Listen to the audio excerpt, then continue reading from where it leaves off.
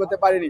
এ ধরনের হাজারো অসঙ্গতিকে জানিয়ে বিশ্ববিদ্যালয় প্রশাসন যে একটি ব্যর্থ নির্বাচন এবং একটি পক্ষকে নির্বাচনে জয়ী করার আয়োজন করেছে সেটি আমরা বলেছি, লিখিত অভিযোগ দিয়েছি এবং আমরা মনে করছি যে এই প্রহসনের যে নির্বাচন বিশ্ববিদ্যালয় প্রশাসন দীর্ঘদিন পরে যে নির্বাচন অনুষ্ঠিত করেছে সেটি আসলে সাধারণ শিক্ষার্থীদের আশা আকাঙ্ক্ষাকে প্রতিফলিত করতে পারবে না, একটি নির্দিষ্ট মহলকে ক্ষমতায় আনার জন্য বা তাদেরকে সুবিধা দেওয়ার জন্যই এই নির্বাচন, যার জন্য প্রশাসনের প্রতি অনাস্থা জানিয়ে এই নির্বাচনকে আমরা বর্জন করেছি। এবং আমরা একই সাথে আরো বলতে চাই যে প্রশাসন যদি সাধারণ শিক্ষার্থীদের সেন্টিমেন্টকে ধারণ করে তাহলে অবশ্যই এই বিদ্যমান নির্বাচন কমিশনকে বাতিল করবেন এবং নতুন করে তফসিলের মাধ্যমে একটা নতুন সুষ্ঠু সুন্দর এবং শিক্ষার্থী বান্ধব নির্বাচন, অনিয়ম বহির্ভূত একটি নির্বাচন উপহার দেবেন, সেটাই আমরা প্রত্যাশী।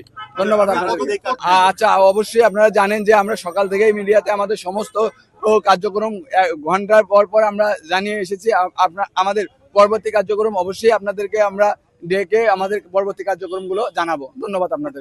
আমরা সুনির্দিষ্টভাবে শেখ ফজিলাতুন্নেসা মুজিব হল, তাজউদ্দিন আহমেদ হল, শেখ রাসেল হল, রবীন্দ্রনাথ ঠাকুর হল, একই সাথে কবি নজরুল হল এবং রফিক জব্বার হল, এই হলগুলোতে একদম সেগুলো ভিডিও রেকর্ড আছে।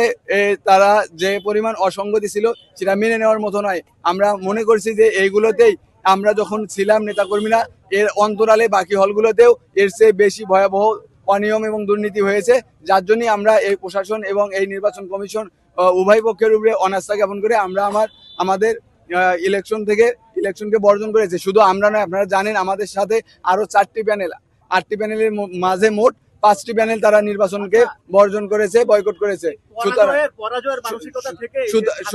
সুতরাং আপনারা জানেন যে একটি পক্ষ যদি হতো তাহলে একটা আলাদা কথা ছিল, কিন্তু 5টি পক্ষ মেজরিটি পার্সন এখান থেকে নির্বাচন থেকে সরে দাঁড়িয়েছে, যার জন্য আমরা প্রশাসনকে বলবো যে আপনারা অবশ্যই বিবেচনা করে শিক্ষার্থীদের আশা আকাঙ্ক্ষার প্রতিফলন ঘটাবেন এবং জাকসুতে যাতে শিক্ষার্থীদের প্রতিনিধি নিশ্চিত হয় সেই ব্যাপারে কাজ করে যাবেন। ধন্যবাদ আপনাদেরকে।